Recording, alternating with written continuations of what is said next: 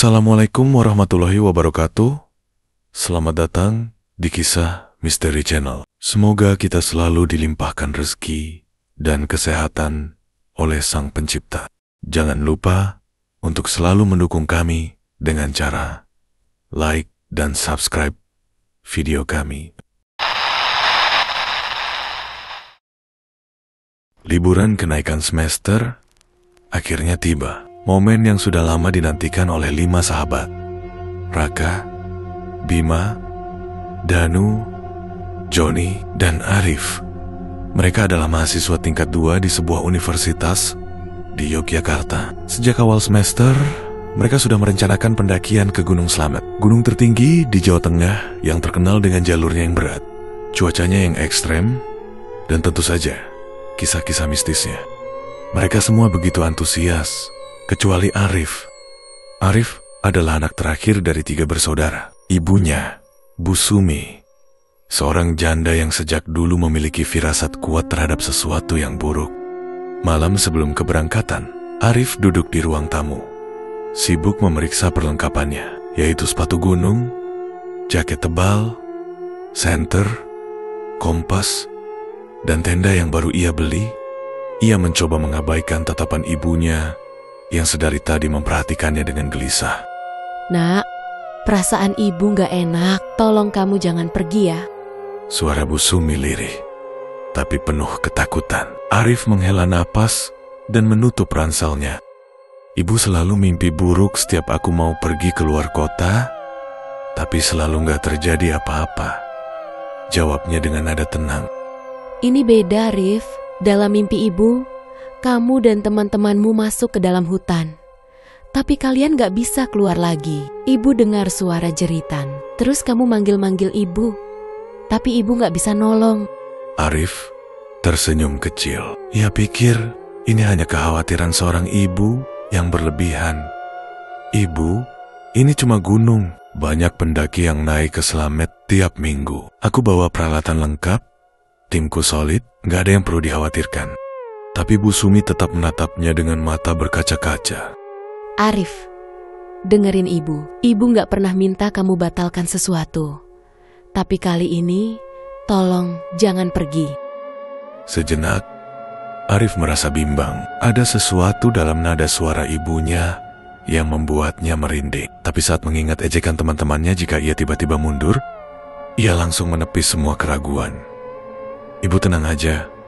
Doain aku biar selamat. Ia mendekat, mencium tangan ibunya, lalu beranjak ke kamar. Di luar, angin bertiup lebih kencang dari biasanya. Daun-daun kering berterbangan di halaman rumah. Langit mendung saat itu, seakan ikut menyimpan firasat buruk yang sama. Keesokan harinya tepat pukul 6 pagi, Arif keluar dari rumahnya dengan ransel besar di punggung. Di depan rumah, sebuah mobil Avanza putih sudah menunggunya. Raka duduk di kursi kemudi, sementara yang lain tertawa dan bercanda di dalam mobil. "Ayo Rif, jangan kayak orang berat hati gitu," seru Joni dari jendela. Arif menoleh ke belakang, melihat ibunya berdiri di ambang pintu. Matanya masih menyeretkan kekhawatiran. Nak, hati-hati ya, jangan lepas dari doa. Arif mengangguk singkat, lalu masuk ke dalam mobil. Ia berpikir, mungkin ibunya hanya terlalu khawatir. Lagi pula, pendakian ini sudah direncanakan sejak lama.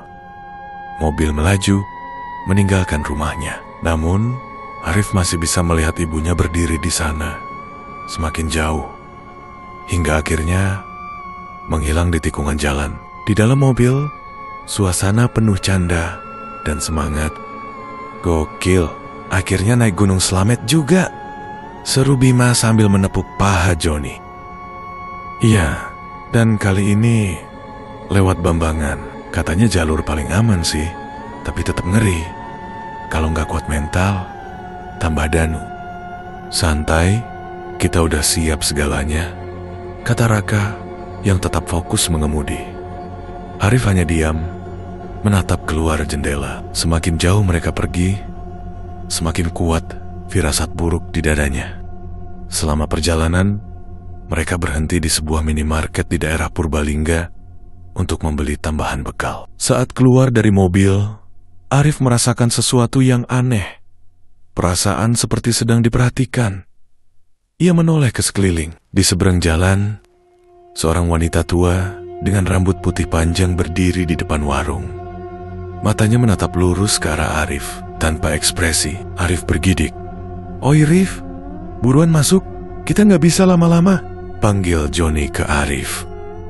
Arif segera mengabaikan perasaan aneh itu dan masuk ke dalam minimarket. Namun, saat keluar lagi, wanita tua itu sudah menghilang. Entah kenapa, punggungnya tiba-tiba terasa dingin.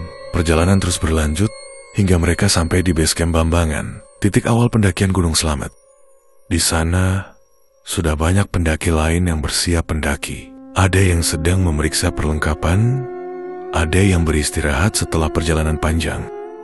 Mereka segera mengurusi Maksi. Saat sedang mengisi formulir, tiba-tiba seorang kakek tua misterius mendekati mereka. "Kalian mau naik gunung?" Mereka semua mengangguk. Kakek itu memandangi mereka satu persatu. Raut wajahnya berubah, seolah melihat sesuatu yang mengerikan. "Kalian jangan naik." Suasana mendadak hening. Mereka saling pandang, sebelum akhirnya Joni tertawa kecil. "Kakek ini kenapa? Takut kita hilang kayak di berita-berita?" candanya. Namun, kakek itu tidak tersenyum. Tatapannya tajam. "Bukan, kalian bawa aura buruk. Kalau kalian tetap naik, jangan menantang apapun di atas." Bima hanya mendecak. Duh, mitos lagi. Kapan orang-orang berhenti percaya kayak gini sih? Raka ikut menyahut. "Kakek, tiap minggu ada ratusan pendaki naik gunung ini. Kalau ada yang hilang, ya itu salah mereka sendiri. Bukan gara-gara aura buruk." Tapi kakek itu tetap diam. Matanya masih menatap mereka tajam. Arif, yang sejak tadi sudah merasa tak nyaman, akhirnya bertanya lirih, "Maksud kakek, aura buruk gimana?" Kakek itu mendekatkan wajahnya ke Arif, lalu berbisik. "Kalian sudah dipilih. Samarantu sudah menunggu." Arif menelan ludah, tapi sebelum ia sempat bertanya lebih lanjut, kakek itu berbalik dan berjalan pergi, menghilang di antara kerumunan. Seketika, udara di sekitar mereka terasa lebih dingin. "Udahlah, kita nggak usah dengerin omong kosong," kata Raka sambil menepuk bahu Arif. Yang lain tertawa kecil, seolah menertawakan ketakutan yang dianggap tidak masuk akal. Tanpa mereka sadari, peringatan itu bukan sekadar omong kosong. Sesuatu telah memperhatikan mereka sejak awal. Setelah kejadian aneh dengan kakek tua tadi, Arif masih merasa tidak nyaman. Kata-kata kakek itu terngiang di kepalanya. "Kalian sudah dipilih. Samarantu sudah menunggu." Apa maksudnya? Dipilih oleh siapa? Arif menatap sekeliling. Suasana di base camp Bambangan tetap ramai. Pendaki lain tampak santai, bercanda, mengobrol, dan sibuk mempersiapkan perlengkapan. Tidak ada yang tampak aneh atau seram, kecuali dirinya yang masih kepikiran omongan kakek tadi. Di sisi lain, teman-temannya tidak memedulikan peringatan itu. Joni malah menirukan suara serak kakek tadi sambil tertawa. "Kalian sudah dipilih. Samarantu sudah menunggu," ujarnya sambil menggoyangkan jari seperti anak kecil menakuti temannya. Bima dan Danu tertawa keras. Bahkan Raka, yang biasanya lebih kalem, ikut tertawa kecil sambil menggelengkan kepala. "Udahlah Rif, jangan dipikirin," kata Raka sambil menepuk bahu Arif. "Mitos kayak gitu udah sering kita dengar tiap naik gunung. Waktu ke Merapi, ada yang bilang kalau kita harus izin sama Mbah Marija. Waktu ke Gunung Lawu, katanya kita nggak boleh teriak-teriak. Tapi nyatanya nggak ada yang kejadian kan?" "Iya, lagian kita udah izin di Simaksi. Berarti resmi," timpal Danu. Arif hanya diam. Dalam hati, ia masih merasa ada yang tidak beres. Namun, daripada terlihat lemah di depan teman-temannya, ia memutuskan untuk tidak membahasnya lagi. Setelah mengurus Simaksi, mereka duduk di sebuah warung kecil dekat base camp untuk sarapan. Warung itu sederhana, terbuat dari kayu dengan atap seng. meja-meja panjang dengan bangku kayu berderet di dalamnya. Aroma kopi hitam dan mie rebus bercampur dengan hawa dingin khas pegunungan. Makan yang banyak cuy, pendakian ini gak bakal gampang, kata Raka sambil menyeduh kopi hitamnya. Mereka memesan nasi pecel, gorengan, dan kopi. Sementara yang lain sibuk makan, Arif masih melamun. Ia duduk menghadap ke arah luar warung, matanya tanpa sadar mencari sosok kakek tadi. Dan betul saja, kakek itu ada di seberang jalan, masih dengan pakaian yang sama, membawa bungkusan di tangan kirinya. Kali ini, ia tidak lagi menatap Arif, melainkan memandang ke arah Gunung Slamet dengan ekspresi kosong. Jantung Arif berdegup lebih kencang. Ia ingin memberitahu teman-temannya, tetapi saat ia menoleh ke belakang untuk memanggil Raka, "Rif, kenapa diam aja?" Suaranya tertahan ketika ia menoleh kembali ke seberang jalan. Kakek itu sudah tidak ada. Arif merinding. Sejak kapan kakek itu pergi? Seharusnya ia bisa melihat jika kakek itu berjalan ke arah mana. "Rif, makan dulu lah. Nanti di jalur nggak ada warung lagi." Joni menepuk bahunya, membuat Arif terkejut. "Iya," jawab Arif sambil mengambil sendoknya. Namun, pikirannya masih dipenuhi bayangan kakek itu. Setelah makan, mereka kembali ke mobil untuk mengambil perlengkapan yang belum dikeluarkan. Saat itulah, Arif melihat kakek misterius itu lagi. Kali ini, kakek itu berdiri lebih dekat, di sebuah sudut base camp, di bawah pohon beringin besar. Kakek itu tidak lagi menatap ke gunung. Ia menatap langsung ke arah Arif. Arif merinding. Bulu kuduknya berdiri. Ada sesuatu di tatapan kakek itu yang sulit dijelaskan, dan bukan tatapan biasa, melainkan tatapan penuh arti, seakan mencoba menyampaikan sesuatu. Tanpa sadar, Arif melangkah mendekati kakek itu. "Arif, mau kemana?" tanya Bima. "Bentar," jawab Arif. Arif tetap berjalan menuju kakek itu, meninggalkan teman-temannya yang sedang sibuk membenahi tas carrier mereka. Begitu jaraknya hanya sekitar 3 meter, kakek itu mulai berbicara dengan suara pelan, hampir berbisik. "Kamu yang paling peka di antara mereka, nak. Kamu bisa merasakan sesuatu yang mereka tidak bisa rasakan. Kamu tahu ada yang tidak beres, kan? Samarantu sudah membuka jalannya. Kalau kalian naik, kalian tidak akan kembali dengan utuh. Ambil ini. Simpan di tasmu, jangan sampai hilang." Arif menatap kantong itu dengan ragu. "Ini apa, kek?" "Ini pelindung, tapi hanya akan bekerja kalau kamu tetap menghormati gunung ini. Bersikap sopanlah saat mendaki," jawab kakek itu singkat.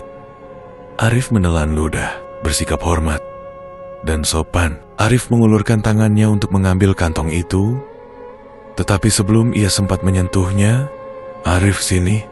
Ngapain di situ?" Suara Joni menggelegar dari belakang. Seketika, kakek itu menarik kembali tangannya dan memasukkan kantong hitam itu ke dalam tasnya. "Kalau kamu tetap mau naik, jangan sekalipun menantang apa yang tidak kamu lihat," bisik kakek itu terakhir kalinya. Saat Arif menoleh ke belakang untuk melihat Joni, lalu kembali ke kakek itu, tiba-tiba kakek itu sudah menghilang. "Serius deh, Rif. Lo tuh kenapa sih? Dari tadi bengong mulu," ujar Danu sambil memasang jaket gunungnya. Arif hanya menggeleng. Bagaimana bisa ia menjelaskan semuanya kepada mereka? Mereka pasti hanya akan menertawakannya lagi. Akhirnya, Arif memilih diam. Ia menyimpan semua kejadian aneh ini sendiri. "Udah siap semua?" tanya Raka. Semua mengangguk. "Oke, berarti kita langsung jalan ke gerbang pendakian. Dari base camp ke pos 1 nggak jauh kok. Paling 1-2 jam jalan santai." Mereka mengangkat ransel masing-masing dan bersiap memulai perjalanan. Saat mereka berjalan menuju gerbang pendakian, Arif melihat ke belakang sekali lagi, ke arah pohon beringin tempat kakek itu tadi berdiri. Tapi tidak ada siapa-siapa. Namun, ada sesuatu yang membuat jantungnya kembali berdetak lebih cepat. Di dahan pohon beringin itu, tergantung sebuah kantong kain hitam. Sama persis seperti yang tadi hendak diberikan kakek itu. Diterpa angin, kantong itu bergoyang perlahan, seolah mengingatkan bahwa jalan yang mereka pilih sudah tidak bisa diubah. Arif masih menatap kantong kain hitam yang bergoyang di dahan pohon beringin. Hatinya terasa berat. Apakah ini sebuah tanda? Seharusnya ia mengambil kantong itu tadi. Angin dingin tiba-tiba berembes, membuat dedaunan bergetar. Ia merasakan sesuatu yang tidak bisa dijelaskan, perasaan bahwa ada yang mengawasinya. "Oi Rif, ngapain diam aja? Ayo jalan." Suara Raka membuyarkan lamunannya. Arif mengalihkan pandangannya dari pohon beringin itu. Ia menghela napas dan segera menyusul temannya yang sudah berjalan ke arah gerbang pendakian Gunung Slamet. Memasuki jalur pendakian, pintu gerbang pendakian berdiri tegak di hadapan mereka. Sebuah gapura sederhana bertuliskan "Selamat datang di jalur Bambangan," berdiri dengan gagah, seakan menjadi gerbang menuju dunia yang berbeda. Di samping gerbang ada papan peringatan berdiri. Dilarang mendaki tanpa simaksi. Jangan meninggalkan sampah. Hormati alam. Jangan berbicara sembarangan. Arif membaca papan itu dengan saksama. Bagian terakhir, jangan berbicara sembarangan, membuatnya kembali teringat pada peringatan kakek tadi. Namun, sebelum pikirannya semakin jauh, Joni tiba-tiba menepuk bahunya. "Lama banget sih. Buruan, kalau santai gini, kita bisa kemalaman di pos 3. Arif mengangguk dan mempercepat langkahnya. Awalnya, jalannya cukup bersahabat. Jalur berupa tanah padat dengan beberapa batu kecil, dikelilingi hutan pinus yang lebat. Sinar matahari masih bisa menembus sela-sela pohon, menciptakan bayangan panjang di tanah. Perjalanan dari base camp ke pos 1 hanya sekitar 60 menitan. Suara langkah kaki mereka bergema di antara pepohonan. Sesekali, suara burung terdengar di kejauhan. Suasananya masih normal. Belum ada tanda-tanda keanehan. Nggak heran, jalur ini jadi favorit pendaki. Masih enak banget jalurnya, kata Danu. "Iya, beda sama Gunung Lawu yang awalnya langsung tanjakan ngeselin," sahut Bima sambil tertawa kecil. Mereka terus berjalan dengan santai. Namun, Arif merasa ada yang aneh. Di sepanjang jalur, ia tidak melihat satupun pendaki lain. Padahal, di basecamp tadi banyak pendaki lain yang juga bersiap naik. Seharusnya, ada beberapa kelompok lain yang berjalan di depan atau di belakang mereka. "Harusnya kita tadi ketemu sama pendaki lain gak sih?" tanya Arif, mencoba menyembunyikan kegelisahannya. "Mungkin mereka start duluan, atau kita yang terlalu cepat," jawab Raka santai. Arif mengangguk kecil, tapi firasatnya tetap tidak enak. Setelah berjalan sekitar 60 menitan, mereka sampai di pos 1 Pondok Gembirung. Pos ini hanya berupa tanah lapang kecil di tengah pepohonan. Tidak ada shelter, hanya beberapa batang kayu besar yang bisa digunakan untuk duduk. "Break dulu bentar?" tanya Joni. Mereka semua setuju. Danu mengeluarkan botol minumnya dan meneguk beberapa teguk. Sementara Bima mengunyah permen karet. Arif kembali memperhatikan jalur di sekitar mereka. Tapi masih tidak ada pendaki lain. Seharusnya, setidaknya ada suara orang berbicara atau langkah kaki dari jauh. Tapi yang terdengar hanya suara angin yang berhembus lembut di antara pepohonan. Rif, lo kenapa sih? Dari tadi diam mulu, tanya Bima. "Gak apa-apa. Cuma menurut kalian aneh gak sih? Di base camp tadi rame, tapi sekarang kita serasa sendirian di gunung ini. Yang lain terdiam sejenak. Mungkin emang kita start lebih awal dari yang lain," ujar Joni, mencoba menenangkan. "Udahlah, gak usah dipikirin. Santai aja," tambah Raka. Mereka pun melanjutkan perjalanan menuju pos 2 Pondok Walang. Disinilah keanehan mulai terasa lebih jelas. Jalur mulai berubah menjadi lebih terjal. Tanjakan tanah bercampur akar-akar pohon menghalangi langkah mereka, memaksa mereka berhati-hati agar tidak terpeleset. Udara mulai terasa lebih dingin. Suara burung yang sebelumnya terdengar kini hilang. Hanya ada suara langkah kaki mereka sendiri. "Kenapa tiba-tiba hening banget ya?" bisik Danu. Arif juga menyadari hal yang sama. Dari awal pendakian, mereka masih mendengar suara burung dan serangga. Tapi kini, hutan terasa mati. Mungkin udah mulai masuk ke zona vegetasi yang lebih tinggi, ujar Raka. Meskipun ada suaranya, terdengar ragu. Namun, Arif mulai merasa ada sesuatu yang mengikuti mereka. Setiap beberapa langkah, ia merasa ada suara lain di belakang mereka. Bukan suara langkah kaki mereka sendiri, tetapi seperti ada langkah kecil yang bergerak di antara semak-semak. Mereka semua berhenti. Dengar nggak? Tanya Arif. Suaranya sedikit gemetar. Mereka semua menajamkan pendengaran. Tidak ada suara apa-apa. Mungkin cuma ranting jatuh, kata Joni sambil tertawa kecil, mencoba mencairkan suasana. Mereka kembali berjalan. Namun, setiap mereka berhenti, suara itu juga berhenti. Dan setiap mereka berjalan lagi, suara itu ikut bergerak. Seperti ada sesuatu yang mengikuti mereka di dalam hutan. Akhirnya, setelah berjalan hampir 2 jam, mereka tiba di pos 2, Pondok Walong. Tempat ini sedikit lebih luas dari pos 1, dengan beberapa pohon besar di sekitarnya. Mereka duduk di atas batang kayu besar untuk beristirahat. Gila, tanjakannya mulai gila, keluh Danu sambil mengelap keringat. Bima mengeluarkan sebatang rokok dan membuang beberapa bungkusan sampah yang ada di tasnya. Bim, jangan buang sampah sembarangan. Katanya nanti penghuni gunung marah, kata Arif, mencoba mengingat peringatan kakek tadi. Joni tertawa. Udah Rif, lo makin kayak emak-emak aja. Kita di gunung, bukan di film horor. Bima ikut menimpali. Iya Rif, jangan kayak kakek tadi deh. Kita udah dipilih katanya. Gak masuk akal banget. Yang lain tertawa. Arif hanya diam. Tiba-tiba, angin dingin bertiup lebih kencang. Dan di sela-sela tiupan angin, mereka semua mendengar suara. Suara perempuan tertawa pelan.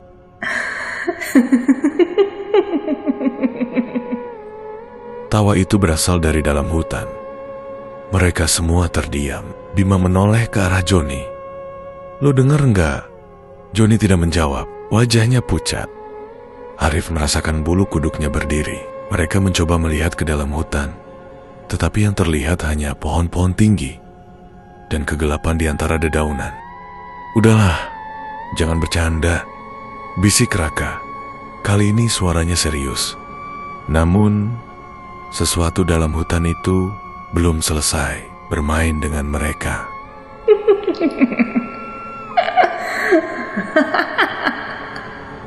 Suara tawa itu masih terdengar samar dari dalam hutan. Lembut, menggoda, tetapi juga mengerikan. 5 orang itu membeku di tempatnya. Jantung mereka berdegup cepat. Tetapi tak ada yang berani berbicara lebih dulu. Angin bertiup semakin dingin. Hutan yang tadinya sunyi kini terasa lebih gelap. Meskipun hari belum terlalu sore, seolah sesuatu telah berubah. Arif menelan ludah. Tangannya menggenggam erat tali ranselnya. Ia menatap ke arah pepohonan tempat suara itu berasal. Tidak ada apa-apa, hanya bayangan pepohonan yang bergoyang tertiup angin. Namun, perasaan tidak enak itu semakin kuat. Tadi siapa yang ketawa? Suara Danu terdengar gemetar. Bukan kita brengsek, Joni membalas dengan suara lebih pelan. Mereka semua saling berpandangan. Tidak ada yang ingin mengaku takut, tetapi wajah mereka tidak bisa menyembunyikan ketegangan yang mereka rasakan. Suara itu tiba-tiba berhenti. Angin mendadak terhenti. Seolah gunung ini menahan napasnya. Lalu, Bima membuang puntung rokoknya ke tanah dan menginjaknya dengan kasar. Ia terlihat gelisah. Udahlah, jangan lebay. Mungkin cuma suara burung atau angin, katanya berusaha terdengar santai. Namun, bahkan suaranya sendiri terdengar ragu. Arif tidak percaya, ini hanya suara burung. Itu jelas suara manusia, tawa seorang perempuan. Tapi siapa? Sejak base camp, mereka tidak melihat pendaki lain di jalur ini. Udahlah, kita lanjut aja, kata Raka. Mereka segera berdiri, memasang kembali ransel masing-masing. Namun, sebelum mereka benar-benar melangkah pergi, Arif menyadari sesuatu. Jejak kaki mereka hanya ada 5 orang. Biasanya, di jalur pendakian yang sering dilewati, ada banyak jejak kaki pendaki lain. Namun, di jalur ini, hanya ada jejak mereka sendiri. Seolah mereka adalah satu-satunya yang berjalan di jalur ini. Arif ingin mengatakannya, tapi mulutnya terasa kaku. Mereka mulai berjalan meninggalkan pos kedua. Keheningan mengiringi perjalanan mereka. Tidak ada yang berani berbicara terlalu keras. Langkah kaki mereka terdengar lebih jelas di antara pepohonan. Angin masih bertiup, tetapi kali ini terasa lebih dingin. Jalur mulai semakin menanjak.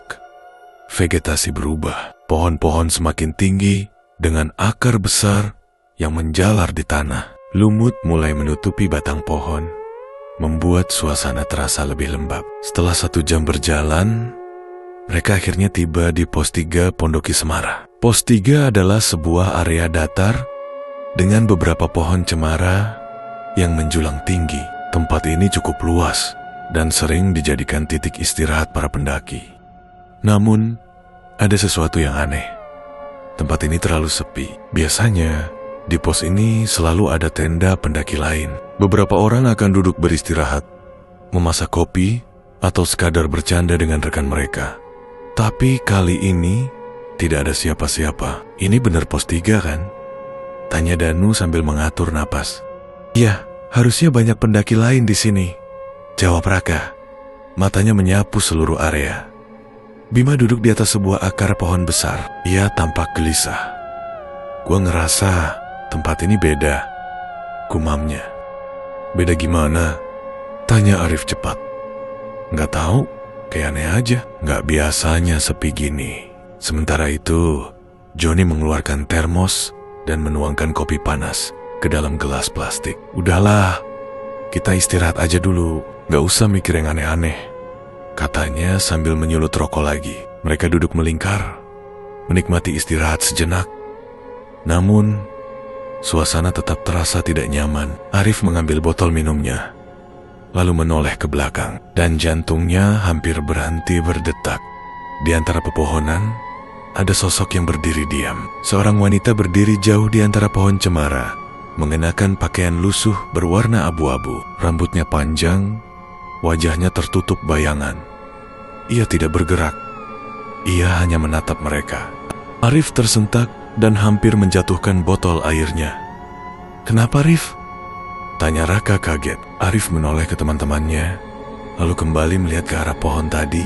Wanita itu sudah tidak ada, seolah tidak pernah ada di sana. Kalian tadi lihat gak? Arif bertanya. Suaranya sedikit bergetar. Lihat apaan? Joni meniup cangkir kopinya. Arif menggeleng. Ia tahu apa yang tadi ia lihat, tapi jika ia mengatakannya sekarang, teman-temannya pasti akan menertawakannya lagi. Ia hanya bisa menghela napas, mencoba mengabaikan perasaan tidak enak yang semakin kuat. Setelah beberapa menit istirahat, mereka kembali melanjutkan perjalanan. Jalur mulai lebih sulit. Tanjakan semakin curam, tanah terasa lebih lembab dan licin. Suasana juga semakin gelap, meskipun seharusnya matahari masih bersinar terang di langit. Langkah mereka semakin lambat, napas mulai terasa berat, dan disinilah sesuatu yang benar-benar aneh. Tunggu dulu. Bima tiba-tiba berhenti. Kenapa? Tanya Raka. Bima tidak langsung menjawab. Ia mengedarkan pandangannya ke sekitar jalur. Matanya sedikit menyipit. Ini, kita beneran masih di jalur yang sama? Arif dan yang lain ikut melihat ke sekitar. Dan saat itu juga, rasa takut menyergap mereka. Jalur ini salah. Seharusnya, setelah pos 3, jalur menuju pos 4 adalah tanjakan berbatu yang cukup terbuka. Tapi yang mereka lihat sekarang adalah jalur yang lebih sempit, lebih gelap, dan dipenuhi pohon besar yang akar-akarnya menjalar di tanah seperti ular. Kita nggak pernah lewat sini tadi, bisik Danu. Gak mungkin, Joni mulai panik. Kita nggak belok kemana-mana. Seharusnya ini jalur yang benar. Namun, semakin lama mereka melihat sekeliling, jalur itu semakin terasa asing. Dan kemudian, mereka sadar tidak ada suara angin, tidak ada suara serangga, tidak ada suara langkah kaki mereka sendiri. Seolah mereka berada di tempat yang bukan milik manusia. Mereka telah memasuki tempat yang seharusnya tidak dimasuki manusia. Begitu sunyinya, hingga mereka bahkan tidak bisa mendengar suara napas mereka sendiri. Tidak ada angin, tidak ada suara serangga, tidak ada apa-apa, hanya ada mereka berlima dan hutan gelap yang terasa semakin mencekik. Gue ngerasa ada yang gak beres. Suara Danu terdengar pelan, hampir berbisik. Mereka telah tersesat, dan lebih buruk dari itu, mereka tidak berada di jalur yang seharusnya.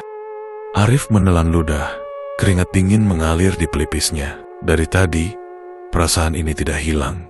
Perasaan bahwa mereka tidak lagi berada di dunia yang sama. Raka menghela napas dalam, mencoba berpikir rasional. Kita harus tetap tenang, jangan panik. Mungkin kita cuma salah jalur sedikit. Salah jalur dari mana, Rak? Potong Joni dengan suara sedikit bergetar. Kita jalan lurus dari pos 3. Harusnya nggak ada jalur lain selain ke pos 4. Bima menendang tanah dengan kesal. Ini pasti gara-gara mitos sialan itu. Gue yakin kita lagi kena prank sama otak kita sendiri. Udah, balik aja. Mereka semua mengangguk. Ya, kembali ke pos ketiga itu solusi terbaik. Namun, ketika mereka berbalik, jalur di belakang mereka sudah berubah. Jalur yang tadinya sempit dan menanjak, kini menjadi jalan setapak yang lurus dan panjang. Tanpa titik awal yang jelas, tidak ada tanda-tanda bahwa mereka pernah berjalan di jalur ini sebelumnya. Joni mengerjap. Tunggu, tadi kita naik tanjakan kan? Arif merasakan bulu kuduknya berdiri. Ya, mereka seharusnya mendaki, tapi kenapa sekarang jalurnya datar?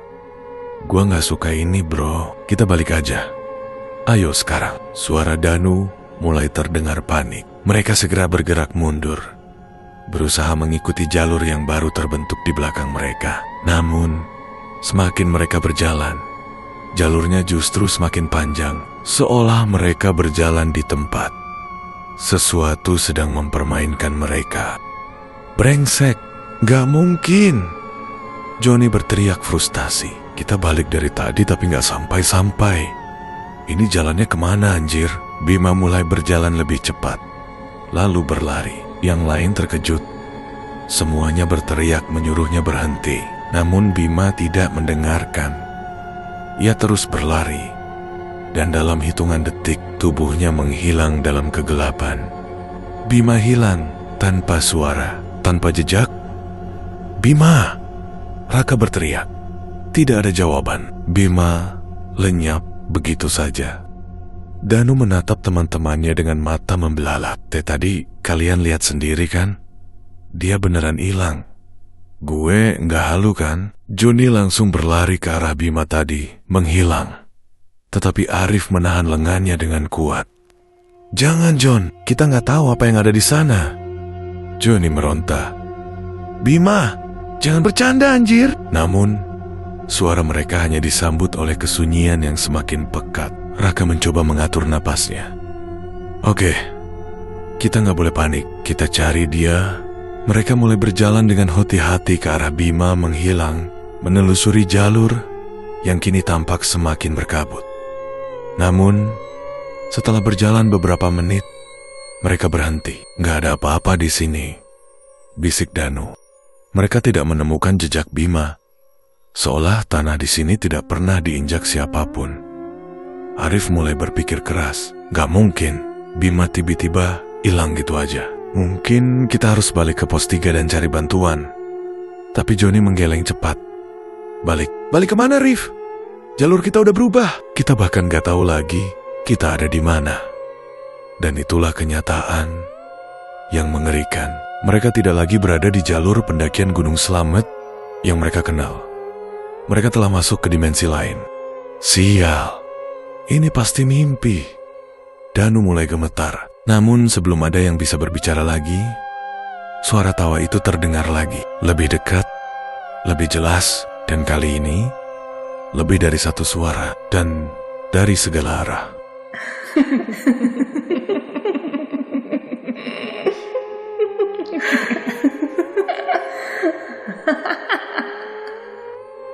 Johnny menyalakan senter dan menyinarinya ke hutan sekitar. Yang ia lihat membuat jantungnya hampir berhenti. Di antara pepohonan, ada banyak sosok samar yang berdiri diam. Mereka semua berwujud manusia, tapi wajah mereka kosong. Matanya hitam pekat, bibirnya membiru, tubuh mereka tampak pucat, dan mengenakan pakaian pendaki yang sudah sobek-sobek. Beberapa dari mereka bahkan memakai tas carrier, seperti para pendaki yang hilang di Gunung Slamet selama ini. Mereka menatap lurus ke arah Arif dan teman-temannya. "Anjir, apaan itu?" bisik Danu. Arif mundur selangkah, tapi tanah di bawah kakinya terasa lebih lembut. Ia menunduk dan langsung menjerit. Tangan manusia keluar dari dalam tanah, mencengkeram kakinya dengan kuat. "Tolong!"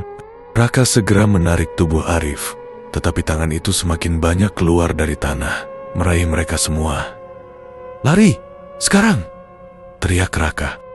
Mereka semua berlari sekuat tenaga, melewati kabut, melewati bayangan sosok-sosok itu. Namun, mereka tidak bisa melihat apa-apa lagi.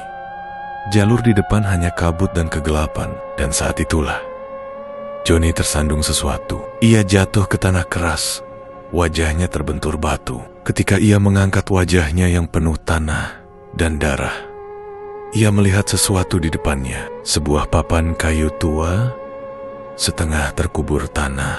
Tangannya gemetar saat membersihkan lumpur di papan itu. Dan ketika ia membaca tulisan di sana, dunia seakan runtuh di sekelilingnya. "Selamat datang di Samarantu." Johnny tidak sempat menjerit karena dalam hitungan detik, tangan-tangan itu menarik tubuhnya ke dalam tanah. Tubuhnya ditarik paksa masuk ke dalam tanah. Wajah Johnny terlihat kesakitan, tapi dia tidak bisa melawan tarikan tangan-tangan itu. Dan dia lenyap masuk ke dalam tanah tanpa daya yang tersisa. Arif, Raka, dan Danu berdiri membeku di tengah kegelapan. Napas tersengal, tubuh bergetar. Johnny baru saja dilenyapkan di depan mata mereka. Tidak ada darah, tidak ada sisa tubuh, hanya tanah kosong, seolah dia tidak pernah ada di sana. Mata Arif berkaca-kaca, tubuhnya lunglai. Ia sadar tidak ada jalan keluar. "Tolong, gue gak mau mati di sini." Danu mulai menangis. Namun, sebelum ada yang bisa mengatakan sesuatu, sebuah suara berat berbisik di telinga mereka. "Kalian sudah menjadi milik Samarantu." Suara itu bergema di antara kabut dalam nada rendah yang berat dan dingin. Arif, Raka, dan Danu berdiri membeku. Napas mereka tersengal, mata mereka melebar dalam ketakutan. Johnny telah lenyap. Ditelan tanah di depan mata mereka. Bima sudah lebih dulu hilang. Hanya Tuhan yang tahu di mana dia sekarang. Kini mereka bertiga yang tersisa, terjebak di tempat yang bukan lagi dunia manusia. Danu mulai menangis. Tubuhnya gemetar hebat. Tangannya menutupi wajahnya yang penuh debu dan keringat. "Gue gak mau mati di sini." Arif ingin mengatakan sesuatu, ingin meyakinkan mereka bahwa masih ada jalan keluar. Tapi bagaimana? Mereka bahkan tidak tahu lagi di mana mereka berada. Raka menggigit bibirnya hingga berdarah. Ia mencoba menenangkan dirinya sendiri.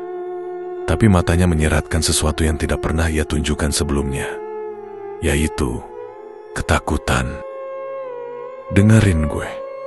Kita gak boleh diam di sini. Kita harus terus jalan." Suaranya parau tapi tegas. Arif mengangguk cepat. Ya, mereka tidak boleh diam. Sebab jika mereka diam terlalu lama, mereka juga akan lenyap seperti Johnny dan Bima. Mereka berjalan cepat, atau lebih tepatnya berlari. Tidak ada tujuan yang jelas, hanya ada satu hal di kepala mereka, menjauhi tempat ini. Namun, semakin lama mereka berjalan, semakin tidak ada perubahan. Kabut tebal masih menyelimuti sekeliling mereka. Pohon-pohon samar berdiri kaku seperti penjaga tak bernyawa. Udara semakin dingin. Napas mereka mengembun di udara. dan jalannya tidak pernah berakhir. Arif mulai menyadari sesuatu yang membuat bulu kuduknya semakin berdiri. Kita cuman muter-muter. Raka menoleh. Maksud lo? Kita nggak bergerak maju. Kita cuma jalan di tempat. Danu tersentak. Gak mungkin, kita udah jalan jauh. Arif menggeleng cepat. Lihat tanah ini, lihat pohon itu. Kita udah lewatin tempat ini tadi. Semua mata kini tertuju pada sebuah pohon besar dengan akar yang melingkar seperti ular. Pohon yang sudah mereka lewati sebelumnya. Mereka benar-benar terperangkap. Samarantu tidak membiarkan mereka pergi. Danu jatuh, terduduk. Tangannya meremas rambutnya. Tubuhnya bergetar hebat. Kita bakal mati di sini. Arif mencoba menariknya berdiri. Gak, kita bisa keluar. Tiba-tiba suara itu muncul lagi. Tapi kali ini lebih dekat. Dan bukan hanya satu suara. Ada banyak dan dari segala arah. Makhluk-makhluk itu semakin mendekat. Raka menyalakan senter dan mengarahkannya ke depan. Dan yang mereka lihat bukan sesuatu yang seharusnya ada di dunia ini. Di depan mereka, di antara kabut, terlihat sosok-sosok pendaki. Pakaian mereka lusuh, penuh lumpur, dan robek di beberapa bagian. Wajah mereka pucat, mata mereka kosong, tanpa bola mata.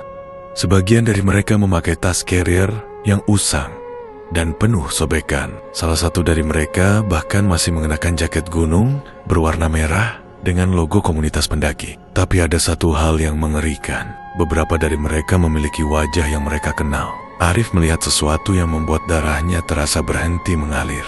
Bima! Itu ada Bima! Teriak Arif. Bima berdiri diam di antara sosok-sosok itu.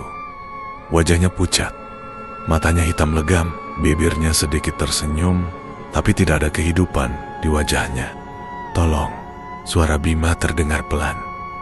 Tolong gue. Bawa gue pulang. Danu menjerit. Itu bukan Bima. Itu bukan dia. Namun, sesuatu yang lebih mengerikan terjadi. Joni juga ada di sana, berdiri di antara kabut, mengenakan jaketnya yang penuh tanah dan darah. Rif, tolongin gue. Gue mau pulang. Arif ingin percaya bahwa mereka masih hidup. Namun, suara mereka terlalu kosong. Dan di belakang mereka, sosok-sosok lain mulai mendekat. Pendaki yang sudah lama hilang di Gunung Slamet. Pendaki yang tidak pernah kembali. Kita harus pergi sekarang. Raka menarik tangan Arif dengan paksa. Namun, tepat saat mereka hendak berlari, sesuatu menarik kaki Danu. Tanah di bawahnya bergerak, seperti pasir hisap. Tangan-tangan hitam keluar dari dalam tanah, mencengkeram tubuhnya. Arif dan Raka berusaha menariknya. Tetapi semakin mereka menarik, semakin kuat cengkeraman itu. Danu menatap Arif dengan mata penuh ketakutan. Air matanya mengalir deras. Gua gak mau mati, Rif. Dan saat itulah, tangan-tangan itu menariknya lebih dalam. Danu meronta sekuat tenaga. Tetapi tidak ada gunanya. Seluruh tubuhnya masuk ke dalam tanah, dan dia lenyap begitu aja. Yang tersisa hanya jejak tanah yang tergali, seolah dia tidak pernah ada. Arif jatuh terduduk. Tubuhnya lemas, dadanya sesak. Dan tepat saat itu, suara itu muncul lagi. Kalian akan menjadi penghuni gunung ini selamanya. Suara itu bukan suara manusia. Dalam hitungan detik, Raka merasakan sesuatu menarik tubuhnya. Arif, lari! Dan sebelum Arif bisa melakukan apapun, kabut tebal tiba-tiba muncul seakan mengejar dia dan Raka. Arif tidak bisa berpikir lagi. Ia berlari dan Raka menyusul di belakangnya. Mereka berlari tanpa tujuan. Kabut semakin tebal. Tanah di bawahnya terasa semakin berat. Mereka tidak tahu apakah benar-benar bergerak atau hanya berlari di tempat. Namun, sosok hitam tiba-tiba menerjang tubuh Raka dan tubuh Raka ditarik masuk ke dalam tanah. Arif terus berlari tanpa tujuan, tanpa arah. Seketika dia seperti mendengar suara ibunya memanggil namanya. Suara itu bergema di telinganya. Arif, kamu di mana, Nak? Arif tersontak kaget dan berteriak. Ibu Arif di sini. Berdoa nak, minta petunjuk sama Allah. Ingat semua itu atas kehendak Allah. Suara ibunya terdengar lagi. Arif meneteskan air mata. Dia menangis dan menyesal. Karena sebelumnya dia tidak menuruti kata-kata ibunya. Dia mulai membaca ayat-ayat suci, meminta pertolongan kepada Sang Pencipta. Semakin jauh dia berlari, semakin kencang juga dia membaca ayat-ayat suci yang keluar dari dalam mulutnya. Dan kemudian, kepala Arif seperti dihantam sesuatu yang sangat keras. Rasanya sakit, dan dia merasa sangat pusing. Lalu, semuanya menjadi hitam. Ketika Arif membuka matanya, ia tidak lagi berada di hutan. Ia terbaring di tanah, tubuhnya lemah. Di sekelilingnya, ada orang-orang berbaju oranye. Dia tersadar, dan dia masih hidup. Seseorang menepuk pipinya pelan. "Nak, kamu selamat. Kamu sudah 5 hari hilang." Arif mencoba bicara, tapi tenggorokannya kering. Di kejauhan, seseorang berlari mendekatinya. Bu Sumi menangis histeris sambil memeluknya. Alhamdulillah, kamu selamat. Namun, Arif tidak bisa membalas pelukannya. Matanya hanya menatap kosong ke hutan di belakang base camp. Sebab ia tahu Raka, Joni, Danu, dan Bima tidak pernah benar-benar hilang. Mereka masih ada di Gunung Slamet dan mereka masih menatapnya dari balik pepohonan.